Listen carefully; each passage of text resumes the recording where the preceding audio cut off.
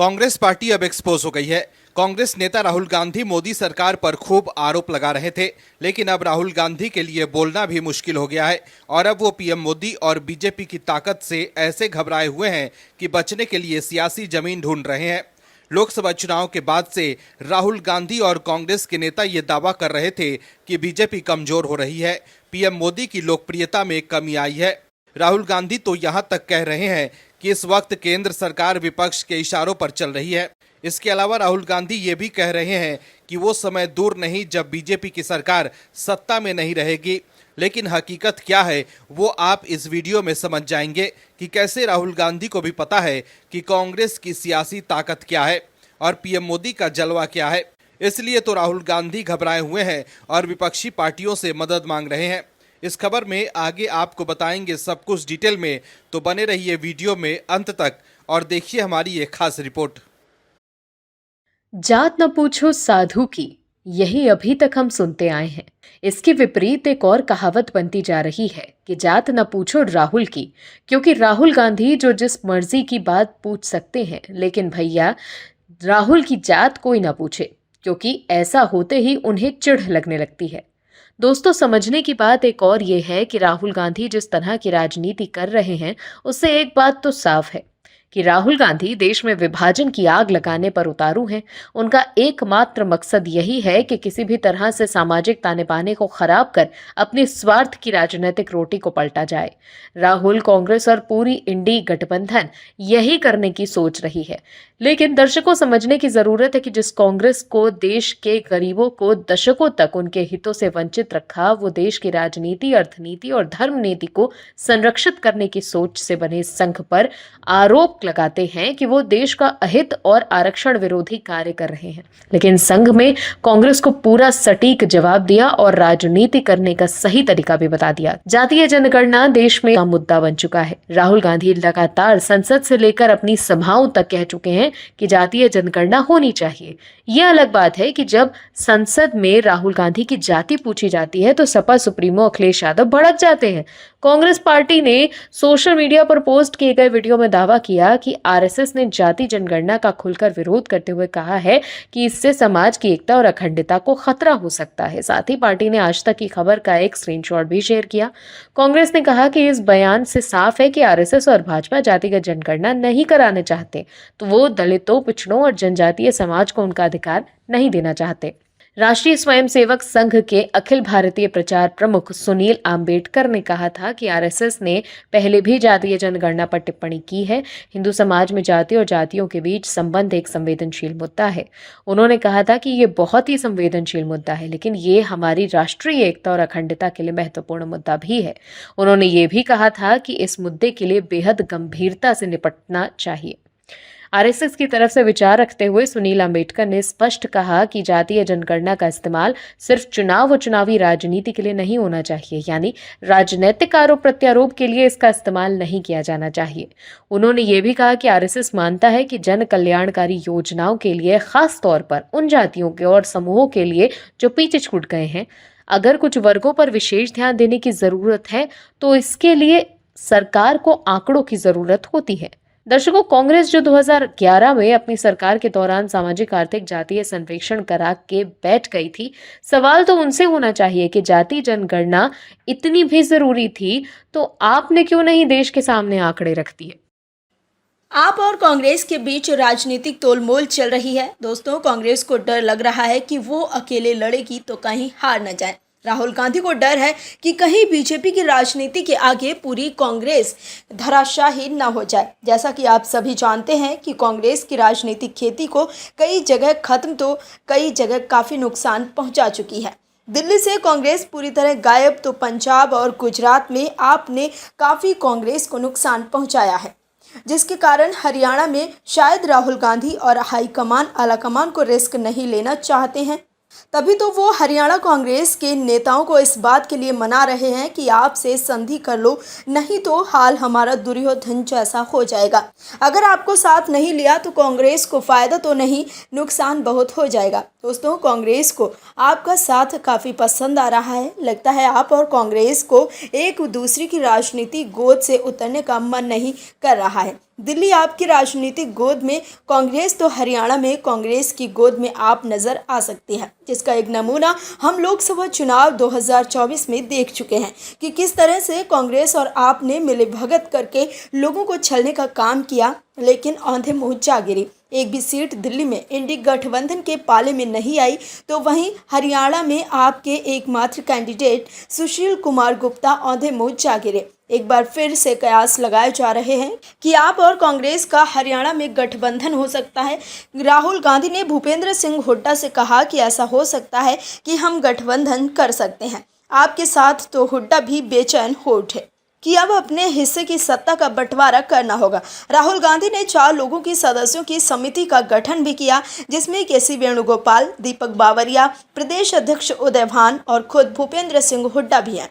उस समिति में दोस्तों, कांग्रेस की केंद्रीय चुनाव समिति की बैठक में लोकसभा के नेता प्रतिपक्ष राहुल गांधी ने कांग्रेस नेताओं से पूछा कि क्या अकेले चुनाव लड़ने से नुकसान नहीं होगा, गठबंधन की कोई संभावना बन सकती है। इस पर पूर्व सीएम भूपेंद्र सिंह हुड्डा ने जवाब देते हुए कहा, आम आदमी पार्टी हरियाणा में ज़्यादा सीटें मांग रही है, उन्हें सिर्फ 3 से 4 सीटें दी जा सकती हैं। इस पर राहुल ने कहा कि वोटों के बिखराव को रोकने के लिए मिलकर लड़ना चाहिए।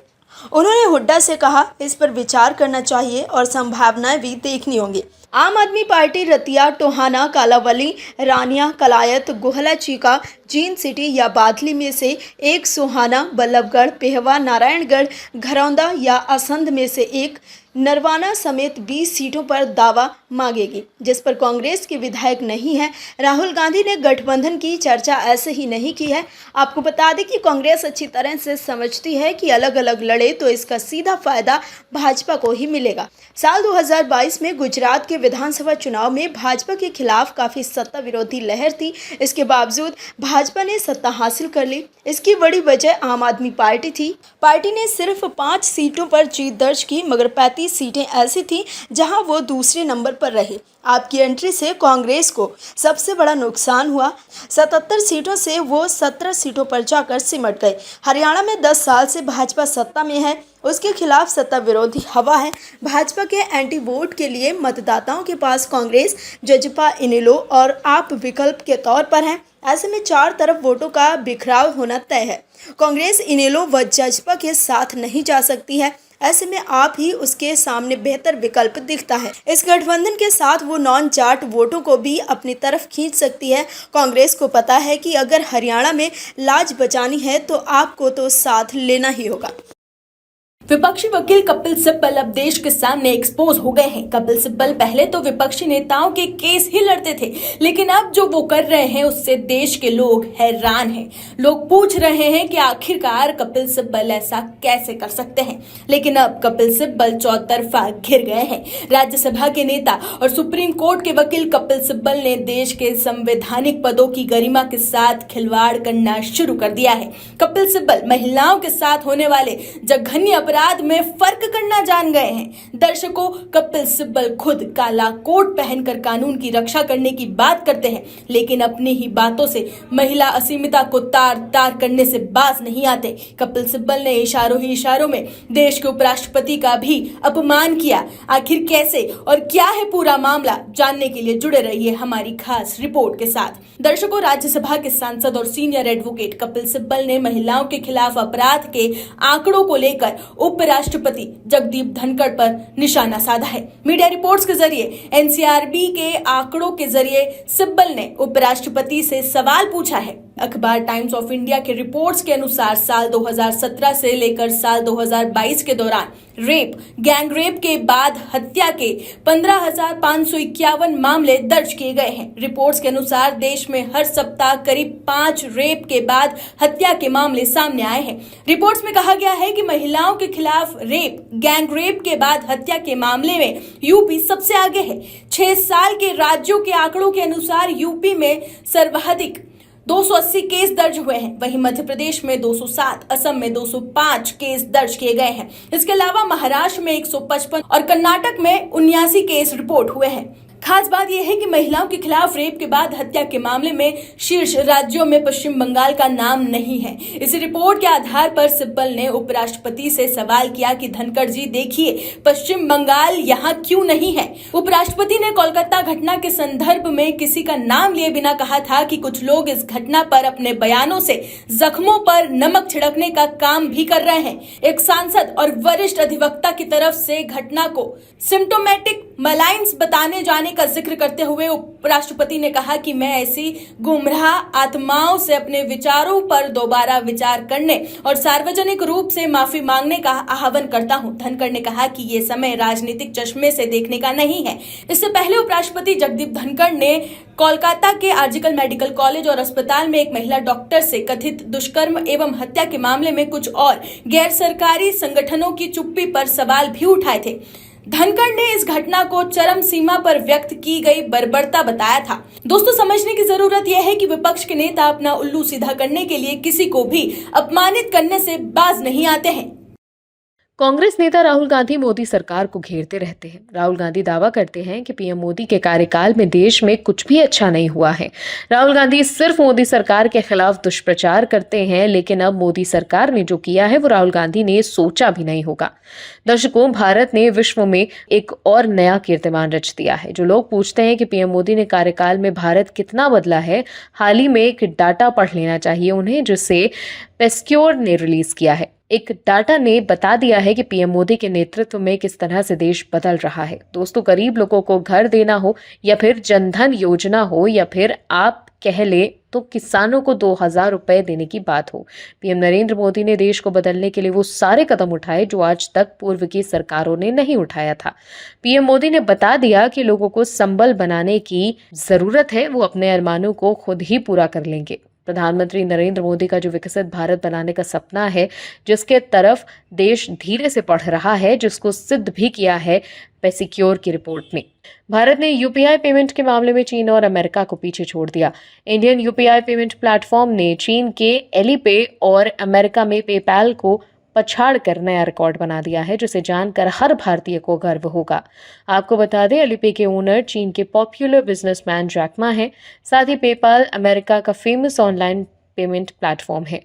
अगर बात यूपीआई के कारनामों की जाए तो इस साल अप्रैल से जुलाई के दौरान कुल 81 लाख करोड़ का यूपीआई लेन देन किया गया, जो दुनिया में सबसे ज्यादा है। इसमें पिछले साल के मुकाबले में करीब 37% की बढ़ोतरी हुई है। ग्लोबल पेमेंट हब पेसिक्योर की माने तो इस दौरान यूपीआई पेमेंट ऐप पर हर एक सेकेंड में 3729.1 का लेन देन हुआ है, जो साल 2022 पहले तक 2348 प्रति सेकंड हुआ करता था। ऐसे में इसमें 58% की ग्रोथ देखी गई है। पेसिक्योर के डेटा के मुताबिक साल 2023 में दुनिया भर में 117.6 मिलियन यूपीआई लेन देन हुए हैं, जो पूरी दुनिया में सबसे ज्यादा है।